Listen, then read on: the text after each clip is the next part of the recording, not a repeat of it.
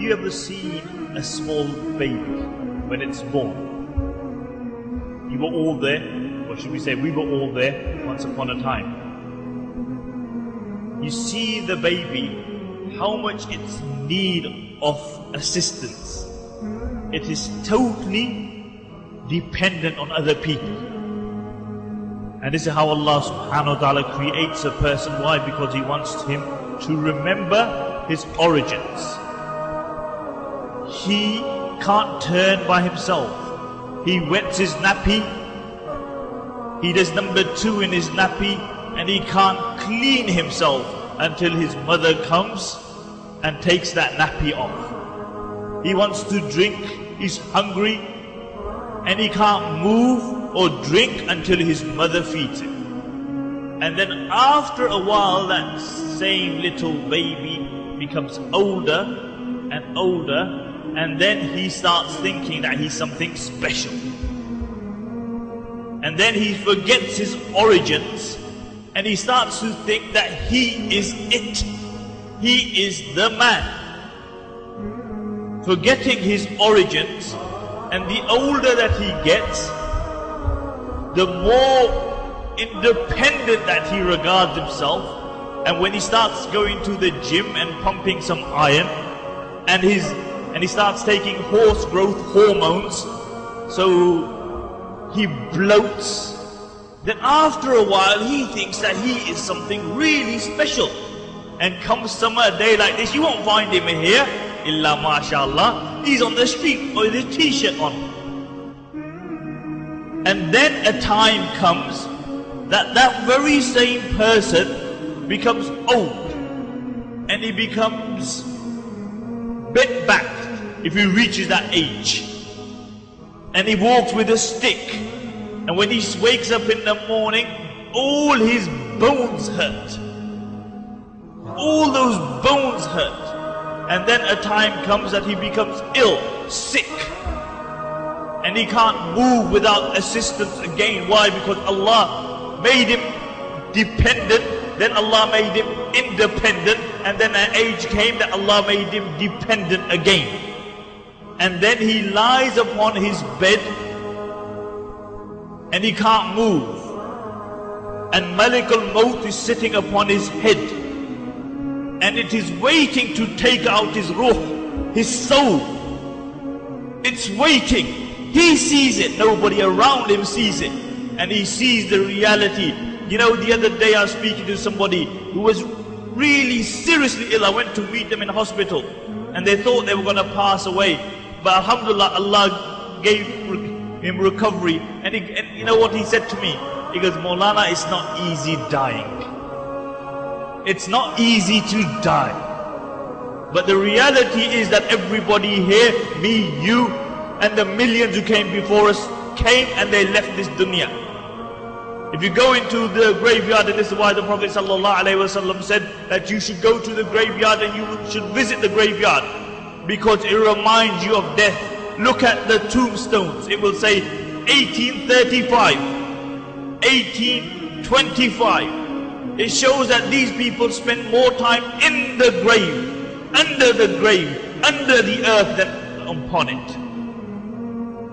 And then a time comes, he's lying in his bed, and he sees Malik al-Maut.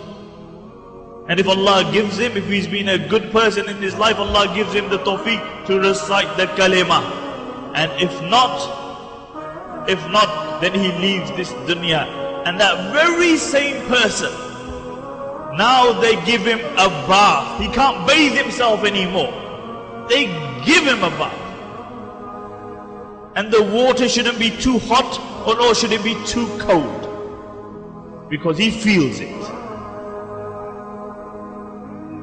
And then that person, imagine it, because it's going to happen to every single one of us.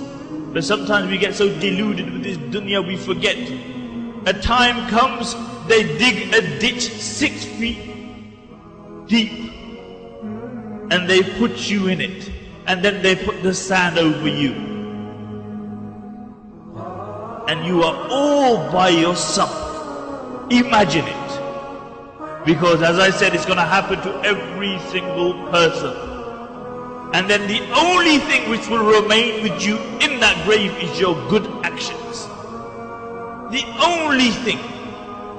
Your muscles, your money, your car, your house, your friends, your children, everything will remain behind. And the Prophet ﷺ said, only one thing will remain with him, and that is his good actions. And if you have good actions, they will save you. And the Prophet ﷺ said that the grave is Rawda min Riyad al-Jannah, is a garden from the gardens of Jannah. When a person is placed in the grave says to that person, out of all the people walking on the face of this earth, you are the most beloved too. And now you have come to me, you will see how I deal with you, how I encounter you. And it opens up as far as the eyes can see, and windows into Jannah open. And then there will be the other person who lived his life, because you either go to Jannah or you either go to Jahannam, who had lived his life, but he did whatever he wanted. He womanized, he wined and dined, and he actually believed that he's going to kick 50, and when he kicks 50, he's going to grow a beard and do Hajj and go to the masjid. But there's no guarantee. There is no guarantee. And he is put in his grave all by himself. Nobody with him. And the grave will say to him, out of all the people walking on the face of this earth, you were the most despised in my eyes. You were the most despicable in my eyes. And then the Prophet ﷺ said, it will squeeze him. It will squeeze him. And then the Prophet ﷺ thrusted his fingers in one to the other.